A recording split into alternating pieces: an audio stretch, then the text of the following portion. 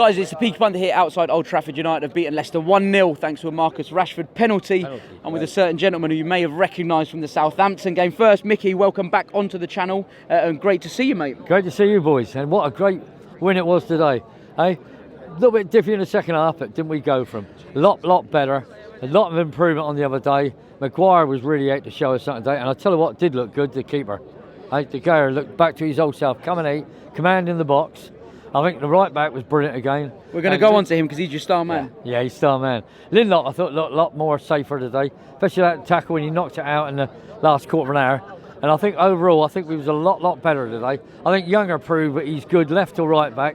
He really played well today. Mickey, just before we kind of dive into the full analysis of the game, look, Marcus Rashford stepped up. Was he brave, in your opinion, to take the penalty after missing the last one at home against Crystal Palace? I think he did it ever so well, and he sent him the wrong way, and it was a beautiful stroking penalty.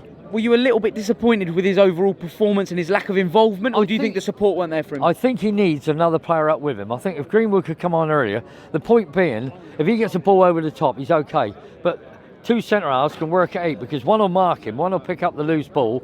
And if you've got someone else who he's got to mark, then that makes it easier coming over the top of the ball over the top of your head. I think that's what we've got to do, is concentrate and give him a bit more help with two players up there with him. We also saw today, obviously, Paul Pogba missed the game through injury. It kind of took the shackles off Scott McTominay a bit, in my opinion, and let him kind of be the main man in there. How impressed were you with him, and do you think we look better without Pogba? I think we look good with McTominay. I thought he played absolutely brilliant. He commanded that thing. His tackling was absolutely superb. He was running across from one side to the other.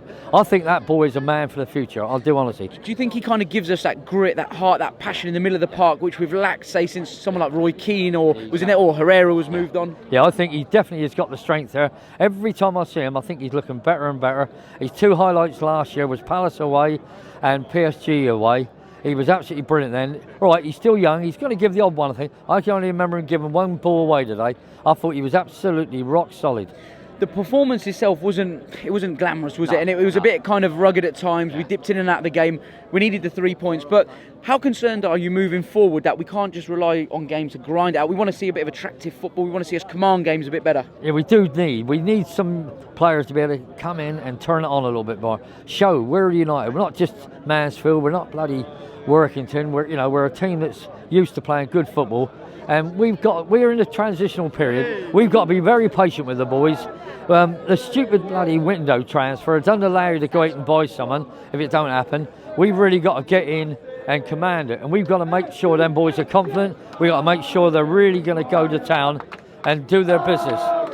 Mickey, also I wanted to ask you, because over the years you've probably seen different kind of United teams being put together through the 70s, the 80s, the Fergie era. Yeah.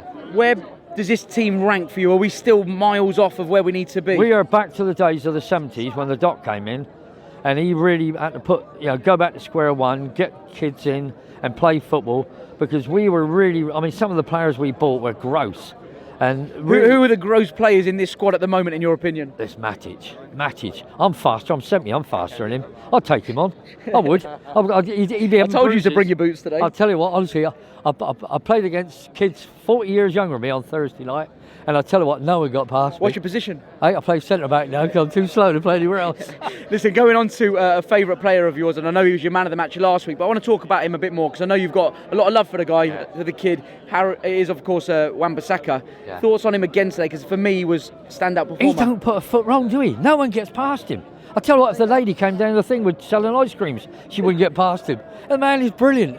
I've watched him today. Every tackle he does, he wins.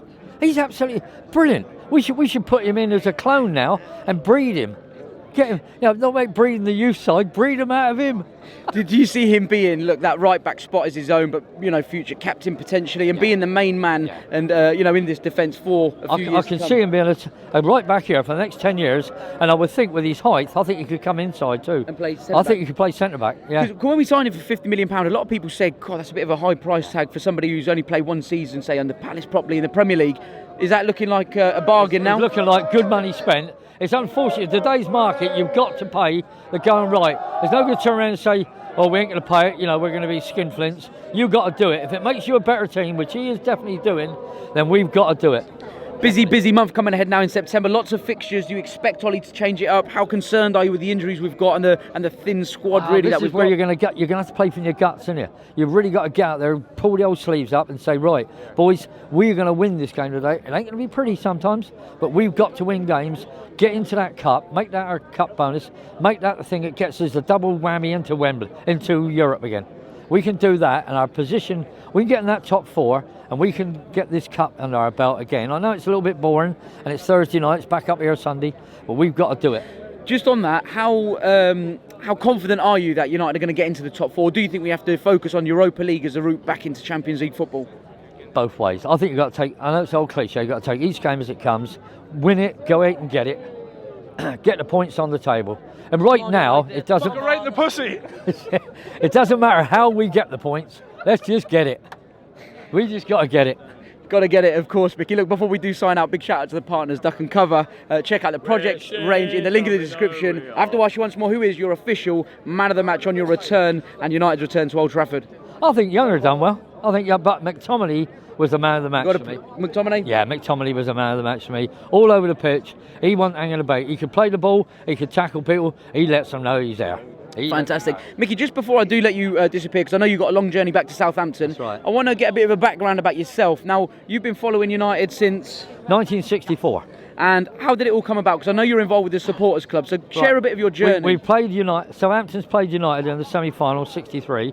64, the third round of the cup, back at the old Dell, and United have drawn there. United are losing 2-0, and then Paddy Crary gets the winner, and we win 3-2. I'm stood outside, and them days, all the kit used to come out in a big old wicker-wacker basket. So I'm stood here like I am now. Bobby Charlton comes off the coach, through that throat, right, and he comes out of the ground, runs on the coach. I run behind him, fall ass over head over him. He sees me on the coach, comes down, picks me up. Bobby Charlton picked me up. Mick, what a fantastic story. So from there, you then just got involved with the supporters club at Southampton. Started that in 1972, run it for 11 years, and I got my son, he helps me run it, and we keep going now. There's a bloke called John running it up front there. It's what we call the Safe Coast Reds, and it's a long old trip. We're up at 6 in the morning, we ain't going to be home till midnight, but fantastic. It's worth it. Mickey, listen, wish you a safe trip back to Southampton. Thank you for coming back on the channel, and we'll see you again at some more games, mate. Yeah, fantastic, mate. Lovely, mate. Mickey, nice one, mate. Thanks for checking out the latest fan cam. Don't forget to subscribe on all the socials at Peaky Pundit to keep up to date with all the latest content. Also, if you haven't already, hit the subscribe button to get all the alerts and stay up to date with everything that we do at United.